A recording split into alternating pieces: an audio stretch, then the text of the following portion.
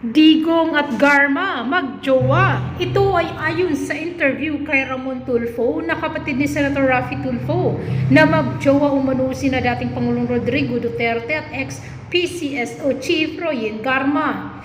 Bago naging CIDG Chief ng Cebu, si Garma ay commander ng isa sa mga presinto ng Davao City. Ayaw sabihin ni Padilla sa mga mambabatas kung gaano kalapit si Garma kay Duterte at humingi ito ng executive session upang doon niya ilalahad ang lahat. Naitanong kasi si Padilla kung bakit sinunod niya ang utos ni Garma noon samantalang pareho lamang silang kolonel o magkaranggo. Pues kung ayaw sabihin ni Padilla ang relasyon ni Garma kay Digong, ako ang magsasabi, ang dalawa ay magsyota. Pong pagkakaalam, gaano po ka-close sina Digong at Roy Magarma? Ano po ba ang label sa relasyon nila, Sir Mon, sa inyo pong palagay? Magsyota yan. Boyfriend ni Garma si Digong noong mayor pa niya, mayor ating dating Pangulo ay relasyon na sila. Opo. Sir Mon, ito po, no? May alam pa po ba kayong mga lakad ng dalawa? Medyo nawawa. Ayan. Okay. Hello? Ayan po. Yes, Sir Mon, narinig niyo po ako? Yes. Kaya po. sama ng, alam mo naman dito sa Pilipinas, ang sama ng komunikasyon din. Ayan po. Ito po, Sir Mon, no? Tanong ko lang po, kung may alam pa po ba kayong mga lakad ng dalawa, like businessman yan, politika, tungkol saan man. May iba pa po ba kayong alam na iba pang side quest kung tawagin, Sir Mon? Itong ang numero unong dahilan kung bakit si Garma ay napiling maging general manager ng Philippine Charity Sweepstakes noon ay dahil sa relasyon nila ni Digong, ni Pangulong Digong noon. At ang matatandaan ninyo na unang-unang naging general manager ay si General Balutan, yung retired Marine General Balutan. Pinalitan siya ni Garma dahil sa mga pag-udyok din ng mga tauhan ni Digong na si Bongo at yung executive secretary na si Bingbong Medjaldea. Trust the former president in the same way that he trusted you? May naaalala po ba kayong pagkakataon na tinawagan nyo 2 beses si Fortaleza? Colonel, ano pong tunay niyong pangalan, buo na pangalan? Mr. Chair, Royina Marzan Garma. Pwede ko po ba kayong tawagin na Colonel Garma? It's okay, Mr. Chair. Yes. Alam po niyo, becoming a lady officer in uniform, that's one of my dreams. I was supposed to transfer to PNP, kaya lang matatakbuhin nila ako sa Oval, kaya bumalik na ako ng DOJ. Taga saan po ba si Colonel Garma? I'm from Solana, Cagayan, Region 2 po. Where's Cagayan? Norte po ba yan? North, yes, ma'am. Norte. Yes, ma'am. Doon po ba kayo pinanganak sa Cagayan? Yes, Your Honor. Saan po kayo nag-aral ng elementarya? Solana, Cagayan, Cagayan. Your Honor. High school. Tugigaraw, Where's Tugigaraw? St. Louis College. Now it's St. Louis University, Your Honor. Nasaan po ang Tugigaraw? It's still in Cagayan. It's also in Cagayan. Yes. How about your college? Saan po kayo nakatapos ng kolehiyo? I finished my college sa Philippine National Police Academy, Your Honor. PNPA po? Diretso kayong PNPA? No, Your Honor, my before I entered PNP, I studied in Cagayan. Ano pong una niyong ilaral sa Cagayan? AP Mathematics, Your Honor. AB Mathematics. Ano po bang trabaho ng mga graduate ng AB Mathematics? As I understand, usually teacher, tama ho ba? Yes, Your Honor, but I dreamed to become a lawyer nung inaral ko po iyon. Are you a lawyer as well? No, no, Your Honor. You plan to become a lawyer during that time? Yes, Your Honor. Thank you. And after finishing this AP Mathematics, ano pong sunod yung ginawa sa buhay? I entered the Philippine National Police Academy in 1995, Your Honor. When is this? 1995. 1995. Pumasok po kayo ng PNPA. Yes, Your Honor. And when did you finish your studies in PNPA? That's April 25 of 1997, Your Honor. 1997. After finishing your studies in PNPA, that is 1997, kayo po ba'y pumasok na agad sa serbisyo sa Philippine National Police? Yes, Your Honor. Yes. And maaari po bang malaman, saan po kayo unang na destino? Okay. We were based in Camp Crame. We were made to choose kung ano pong region ang gusto namin. 3 po ang hiningi sa aming region during the time. So, pinili ko po ang Region 11, Region, I think, 13, and then Region 2 was my last option. Based on my research, Colonel Karma, 1996 to 1998, kayo po ang anti-vice unit head ng Davao. No, Mr. Chair, it's from 1997. So this is 97 to 98. That's October. Yes, and you will agree with me during the time kakagraduate nyo lang from PNPA. Somehow. Yes, Your Honor. And after this assignment, ano pong sumunod? I was the chief of the women's desk of Saan po ito? Davao City Police Office. So ang kasunod po ng assignment nyo as anti-vice unit of Davao is head of women's desk also in Davao. Yes, Your Honor. You confirm. Ano pong kasunod yung assignment dito? And then 2004, I was reassigned sa Camp Crame. I transferred po sa CIDG. So I was based in the main office of CIDG. How come based on my research, kayo daw po'y pauli-uli?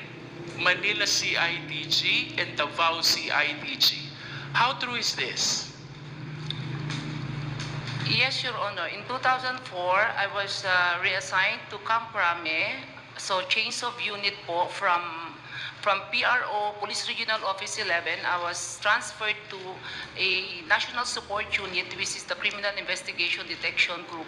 If I based may in Camp interrupt, Crame. Colonel Garma, you Your Honor. confirm na 2004 to 2007, for quite some time kayo nasa CIDG Manila and for quite some time nasa CIDG Davao. Tama po ba yun? I Yes, was in that's what you're saying. I was in CIDG Manila until I think June of 2005. And then How about before and after June 2005? Where were you? seldom po ako bumabalik ng Davao. But at least bumabalik po kayo ng Davao. I cannot recall if I returned only when I attended the wake of my mother-in-law during that time, Mr. Chair. To proceed, Mr. Chair, after po nitong CIDG assignment nyo, saan po kayo sunod na na-assign? Bumalik po ako ng Davao City Police Office. Ano pong taon ito? That's sometime 2009. 2009. Mr. You Chair. confirm that you were the police admin officer of Davao City? Yes, Your Honor. What happened next after this? Saan po kayo sunod na na-assign? Almost 3 years after, I was assigned as station commander of Sasa Police Station. That's Station 4 of Davao City Police Office. Mr. So you Chair. confirm that 2011 to 2016, kayo po ang station commander ng SASA, also in Davao. It's not until 2016, Mr. Chair. It's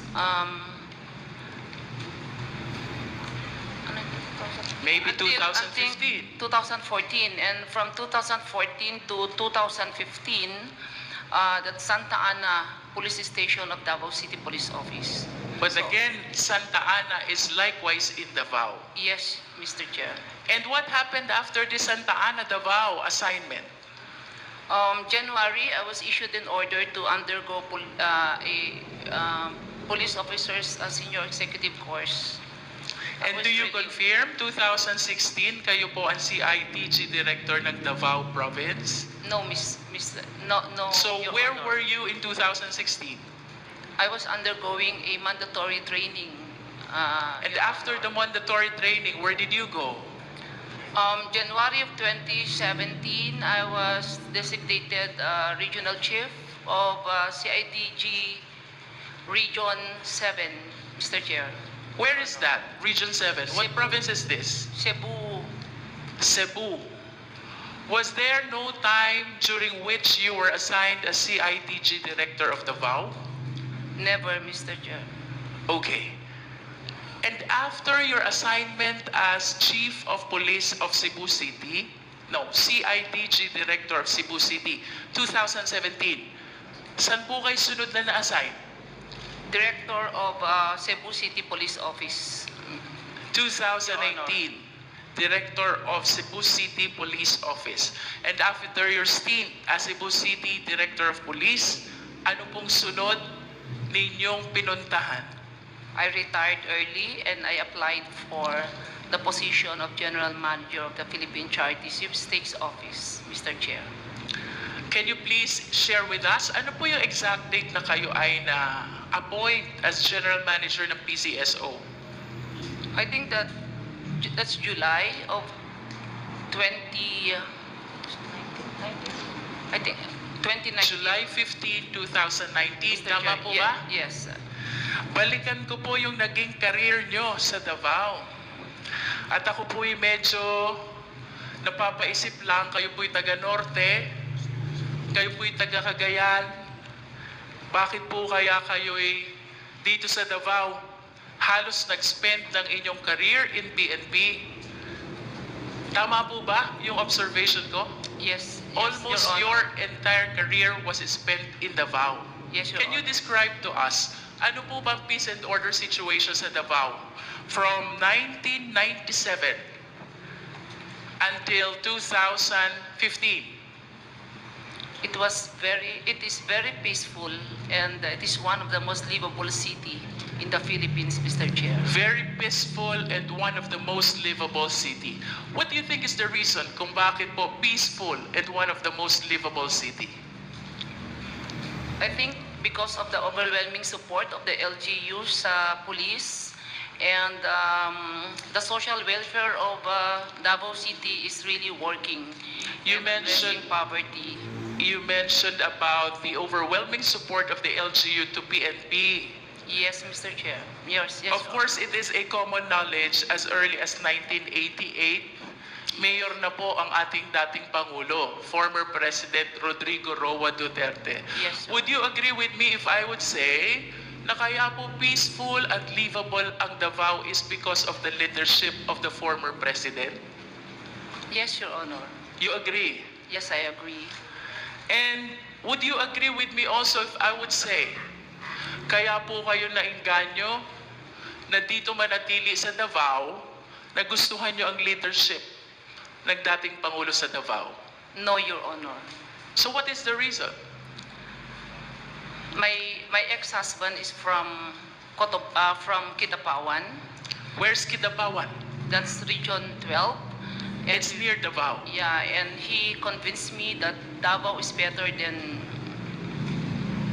I Cotabato understand. or Region 13. Colonel, of course you will agree with me that generally speaking, ang mga mayors po, may discretion yan kung sino yung mga police officers na magse-serve sa kanilang area of jurisdiction. Sumasang-ayon po ba kayo? Yes. That is a Yes, common Your Honor. knowledge. As a matter of fact, noon pong kayo na-appoint 1997 to 1998, anti-vice unit head of Davao. Hindi po ito mangyayari without the conformity of the former president. Tama po ba? Because he is the mayor.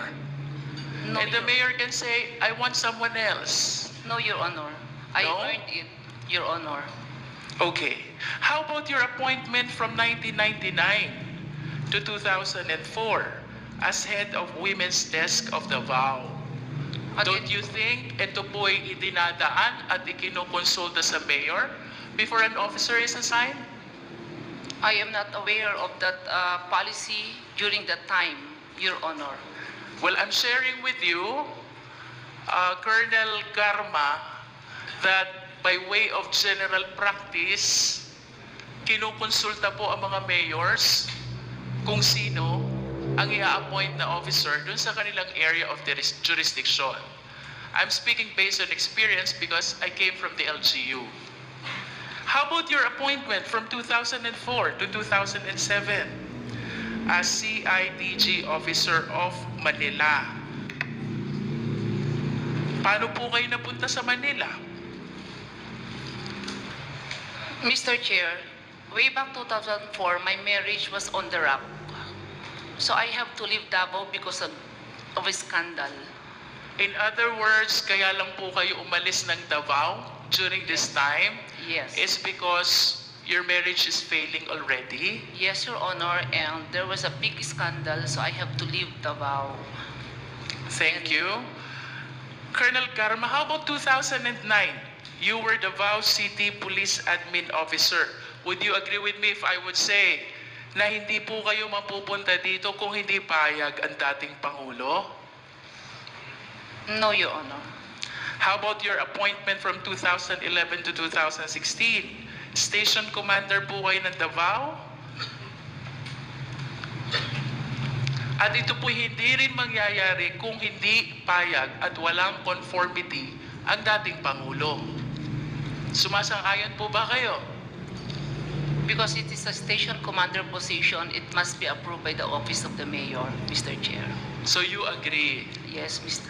And I your agree. appointment in Santa Ana, Davao, this has to be with the conformity of the mayor as well. Tama po ba? Yes. Maybe yes. And 2016, you were appointed as CIDG Director of Davao. No, January 2017. Ito po hindi rin mangyayari without the conformity of the former president. Do you agree? I do not know, Your Honor. And we have to remind the committee, Colonel Garma, that during this time, Pangulo na po ang dating presidente. He was elected 2016. So, the more reasons that we have to believe na mahirap pong magpa-appoint ng CIDG Director kung walang conformity ang dating Pangulo. If you allow me to explain, Mr. Chair, Can you just limit your answer to the question, Colonel? I do not know if there's an intervention or what. I just Okay. received the order that I have to report to Region 7 as the Director of CIDG. Thank you for your answer. We're taking your answer as it is. And 2018, kayo po'y na-appoint na City Director ng Cebu City. Yes, Your Honor. And based on my research, hindi po ito gusto ng Mayor ng Cebu. And yet, you were appointed as Cebu City Director. Why? The position was offered to me by General Sinas, Your Honor. And I thought that mas maganda, I will take the opportunity because very seldom po na ang babae sa PNP mabigyan po ng ganong posisyon at isang karangalan po na magsilbi as director ng isang syudad na malaki. So yun pong dahilan kung bakit ako napunta dyan because it was offered by General Sinas. Thank you for your answer, Colonel. How about your appointment as PCSO General Manager? I applied for the position, Mr. Chair. Who was the appointing authority?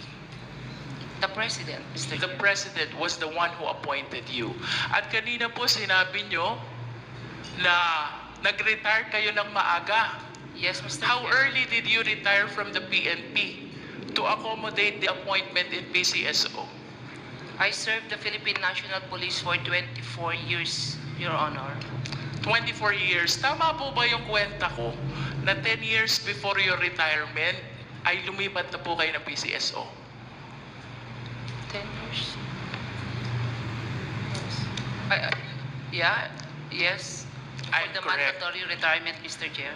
Okay Your po. Honor. At kayo po ba'y sasang-ayon sa akin if I would say, nang inaral nyo nung kolehiyo, AB Mathematics, Leadership Course, and Public Safety, these are all alien to the function of being a PCSO General Manager. Malayo, di ho ba? I don't agree, Mr. Chair. We're taking your answer. Nonetheless, Mr.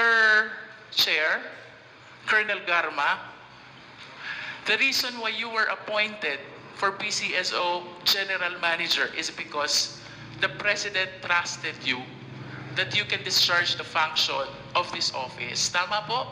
Possible, Mr. Chair. Otherwise, hindi po kayo i-appoint kung hindi po kayo pinagtitiwalaan ng Presidente. Tama po ba? It's possible, Mr. Chair. And I wish to maintain my statement, Mr. Chair, na bago po ma-appoint ang isang opisyal ng PNP sa isang area of jurisdiction, as a general practice, we always consult the LCE or the local chief executive. In other words, Madam Chair, Mr. Chair, I wish to state that the reason why almost the entire career in PNP of Colonel Garma was spent in Davao, the reason why he was appointed in Cebu City as City Director, and the reason why he was appointed as PCSO General Manager is because pinagtitiwalaan po siya ng ating dating Pangulo, former President Rodrigo Roa Duterte. You need not answer this question, Colonel Garma. Tanong ko po sa inyo, do you trust the former President in the same way that he trusted you? Pinagtitiwalaan nyo din po ba siya kung paano niya kayo pinagtitiwalaan?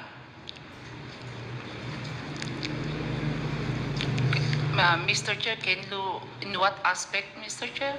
If I want that to be clarified. it's Siguro, very let vague us talk question. about your career in the PNP. Let us talk about your position as General Manager of PCSO. Kayo po'y pinagtiwalaan ng Pangulo dahilan kung bakit kayo naging matagumpay sa inyong career sa PNP. Kasama na po yung appointment nyo as PCSO General Manager. Ang maliwanag po, Colonel, malaki ang tiwala sa inyo ng dating Pangulo. You need not answer that. Ang tanong ko po sa inyo, kayo po ba nagtitiwala din kay Pangulong Duterte?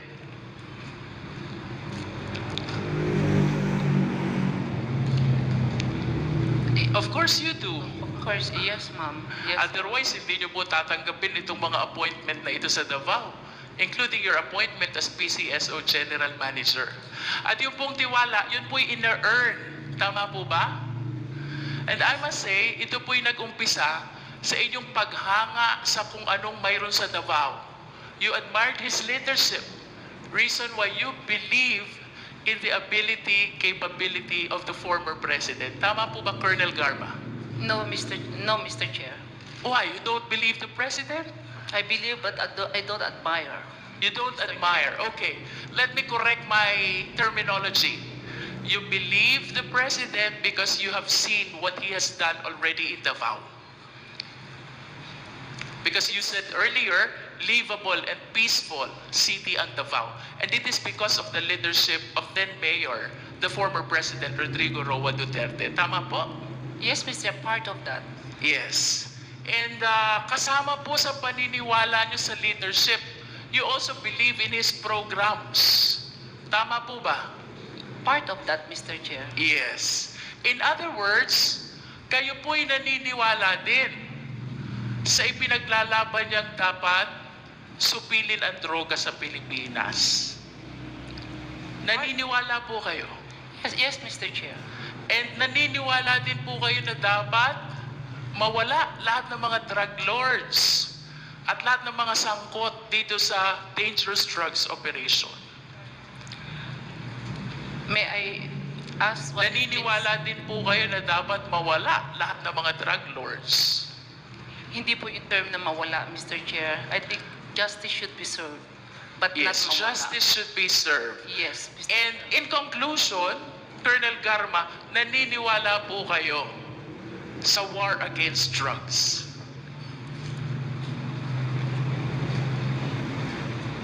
I believe in the part ng program. Kasi po, if I can explain my answer, Mr. Chair, Wait, there's ilang parte ho ba mayroon ang program ng war against drugs? intense police operation and police community relation with intense police patrol, Mr. Chair. So, So which part do you believe and which part you do not believe? community relations and intense police patrol because So you believe in both? Alin po yung sinasabi niyong naniniwala kayo sa isang parte? Aling parte ho ang hindi niyo pinapaniwalaan? I am more focused on police patrol, Mr. Chair. You believe in police patrol? intensified police patrol using the quad operations concept, Mr. Chair. And the first part is, Community relations. you believe also in community relations? Yes, Mr. In Chair. other words, you believe in the entire package of the war against drugs. Tama po? Of course, the quad concept of operation should work hand in hand, I'm Mr. talking Chair. about the war on drugs in its entire context, the way it was launched by the Philippine National Police with the support of the former president. Naniniwala po ba kayo sa war on Yes, drugs? yes, Mr. Chair. Yes, you do believe. Yes. And do you confirm, Colonel Garma, kanina po tinuro kayo ni Fortaleza, kaklase niyo daw siya. Yes, Mr. You Chair. belong to class 1997. Yes, Your Honor. How about Superintendent Padilla? Do you know him? I met him once, Mr. Chair. You've met him once. Yes. Can you enlighten us? Saan niyo po ba nakilala si Superintendent Padilla? Your Honor, I met him when I passed by at the CIDG 11 sometime in 2016. And can you tell us the reason why you passed by in CITG 11 in 2016? We are actually preparing for our thesis, and Your Honor, my subject is about the interagency what's this response or on illegal drugs. So I have to pass by there, and I would like to get some documents for my research. So And- it's about the thesis. Yes. The reason why you happened to see Yes, Mr. Judge. Superintendent Yes, Your Honor. Padilla. Yes, The Your reason why you were in CITG 11 is because of thesis. Yes, Your Honor. But can you enlighten us, why was Superintendent Padilla there in the office? Was he part of the thesis? I do not know, Your Honor, why he was there. But you told us that you met him there. Ano pong dahilan nandun si Superintendent Padilla? Nung po dumaan ako, Your Honor, it is, nasanay po ako sa courtesy to pass by the office of the head. Who was the head during the time? It was Colonel Leonardo. So, can you again tell us what year is this and month if possible? It's just July of 2016. In other I'm words, very you sure, confirm Your Honor. that one time in July of 2016, you happened to meet Superintendent Padilla and Colonel Leonardo. You confirm that? Yun na po yung sinabi nyo kanina. Yeah. Nag-pass by kayo. Yes, Your Honor. I You passed confirm by. that? Yes. Yes. Kanina po you also admitted kaklase nyo si Fortaleza. Do you recall any incident na dinalaw nyo si Fortaleza sa Davao Penal Farm Colony? Yes, Your Honor. When was this? I think it was also July of 2016, Your Honor. July ulit. So yun pong pagkikita nyo kay Colonel Leonardo, it was because of your thesis. Yes, Your Honor. How about having called Fortaleza? No, Your Honor. Hindi nyo po tinawagan si Fortaleza. Never po. Okay. July 2016, na-meet nyo po si Superintendent Padilla at si Colonel Leonardo sa CITG. And then July 2016, dinalaw nyo po ang kaklase nyo si Fortaleza during the time nakadetain siya sa Davao Penal Farm and Colony. Kasama nyo ang kaklase nyong si Grijaldo at ang dati nyong asawa si Colonel Villela. Yes, Your Honor. Tama po ba? Yes, Your Honor. Nasaan po kayo Mr. during Chair. this time? Pakiulit lang po yung sagot niya kanina na ang sabi niya, never na tinawagan niya si Jimmy Fortaleza. Never. Pakiulit nga po yung sagot niya. Can you please mention again, articulate again your answer to my earlier question? May naaalala po ba kayong pagkakataon na tinawagan nyo 2 beses si Fortaleza? 3 pa nga yata eh.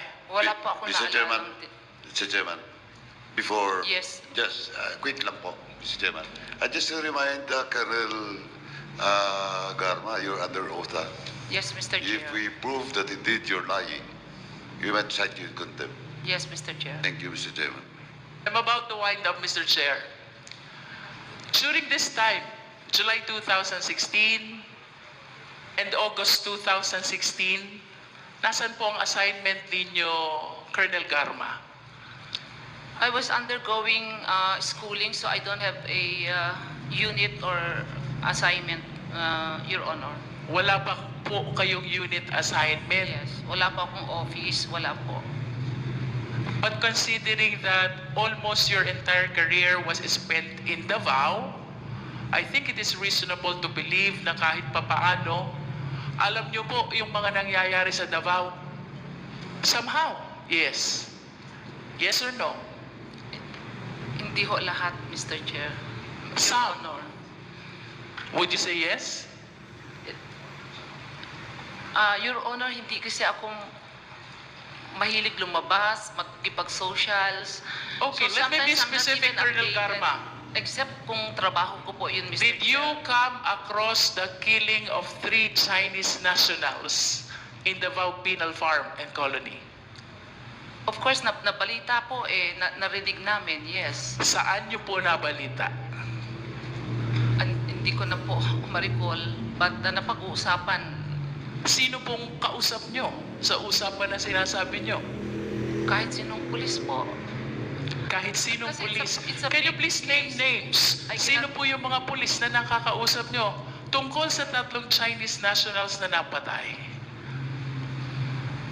3 Chinese drug lords na napatay po sa Davao Penal Farm and Colony. Wala, kahit sinong pulis na magsasabi na, may namatay na Chinese dun sa loob. Oh, really? Sino yun? Ganun lang po. Sabi nyo But I po, ang cannot daming recall. pulis. Can you at least name names? Name a few of them. Na nakausap nyo at nagsabi sa inyong may napatay na 3 Chinese drug lords sa Davao Penal Farm. During that time, I was undergoing schooling, Your Honor. So Yes, but probably mga earlier you classmates said, namin. Colonel Garma, that you were aware because pinag-uusapan ninyong mga pulis. Now tell us, I cannot- sino po yung mga pulis na nakausap nyo? Hindi ko na po maalala, Mr. Hindi nyo na po Maraming maalala. pulis po. It's very impossible na hindi maging news po yan at hindi pwedeng pag-usapan, Mr. Chair. Precisely, Colonel Garma. Yes. Maraming salamat po. I am done for now, Mr. Chair. Maraming salamat po sa panonood. Huwag kalimutang i-like ang video, mag-subscribe at i-click na din ang bell button para updated po tayo sa mga susunod na video.